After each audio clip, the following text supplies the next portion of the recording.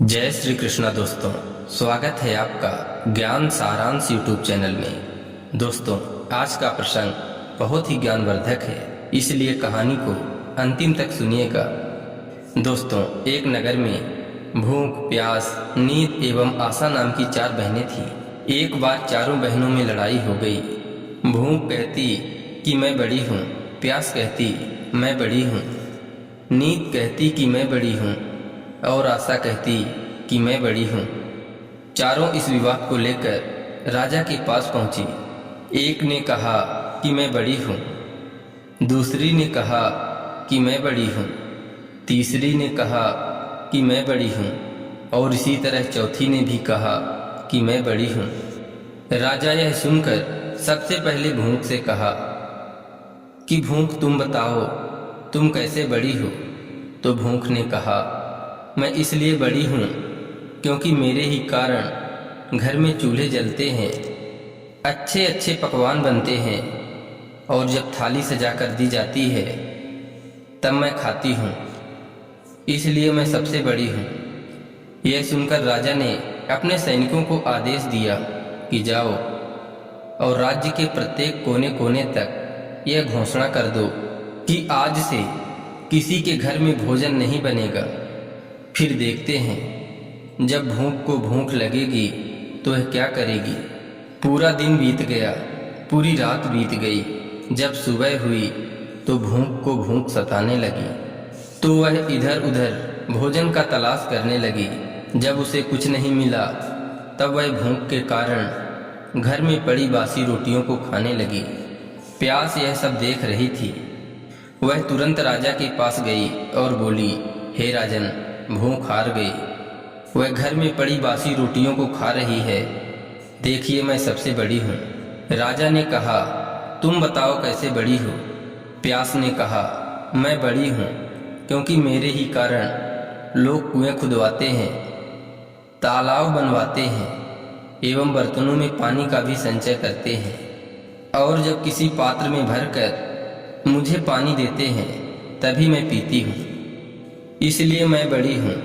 यह सुनकर राजा ने अपने सैनिकों को आदेश दिया कि जाओ, पूरे राज्य में घोषणा कर दो कि कोई भी कुएं ना खुदवाएं, कोई भी बर्तनों में पानी ना भरे, सभी तालाबों और कुओं में कड़ी पहरा लगा दो। देखते हैं जब प्यास को प्यास लगेगी तो वह क्या करेगी।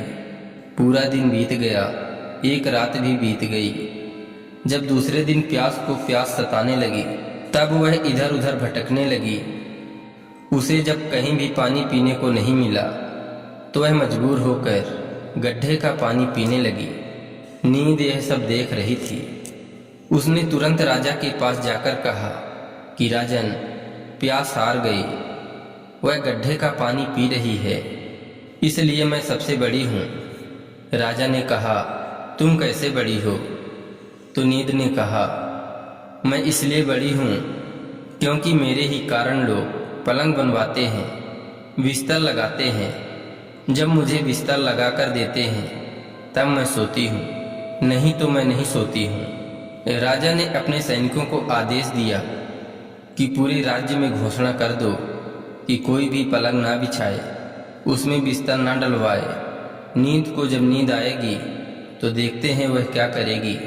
पूरा दिन बीत गया, आधी रात बीती तो नींद को नींद आने लगी, तो इधर उधर बिस्तर खोजने लगी। जब बिस्तर नहीं मिला तो वह मजबूर होकर ऊबड़ खाबड़ जगह पर ही सो गई। आशा यह सब देख रही थी। उसने तुरंत राजा के पास जाकर कहा कि राजन, नींद हार गई। वह ऊबड़ खाबड़ जगह पर बिना बिस्तर के ही सो गई, इसलिए बड़ी तो मैं ही हूँ। राजा ने कहा, तुम कैसे बड़ी हो। आशा ने कहा, मैं इसलिए बड़ी हूँ क्योंकि लोग मेरे कारण ही काम करते हैं, नौकरी धंधा मजदूरी करते हैं, परेशानियाँ उठाते हैं, लेकिन आशा के दीप को बुझने नहीं देते। राजा ने यह सुनकर अपने सैनिकों को आदेश दिया कि पूरे राज्य में घोषणा कर दो कि कोई भी नौकरी ना करे, कोई मेहनत मजदूरी ना करे, कोई भी काम धंधा ना करे, कोई भी आशा के दीप को ना जलाए, आशा को जब आस जगेगी तो देखते हैं कहाँ जाएगी। पूरा दिन बीता, आधी रात बीती, जब आशा को आस जगी तो वह इधर उधर गई, लेकिन चारों तरफ सन्नाटा था। सिर्फ एक कुम्हार टिमटिमाते दीपक के प्रकाश में काम कर रहा था। वह वहां जाकर टिक गई। कुम्हार ने देखा, उसका सोने का दीपक, सोने की बाती और सोने का महल बन गया। दोस्तों, जिस प्रकार कुम्हार की आशा पूरी हुई, उसी प्रकार आप लोगों की भी आशा पूरी हो। आप लोग भी आशा का दीपक प्रज्वलित कर कर्म को करते रहिए। दोस्तों, आशा करते हैं यह कहानी आपको अच्छी लगी होगी, तो इस वीडियो को एक लाइक करके चैनल को सब्सक्राइब कर लीजिए एवं कमेंट में लिख दीजिए जय श्री कृष्णा, राधे राधे।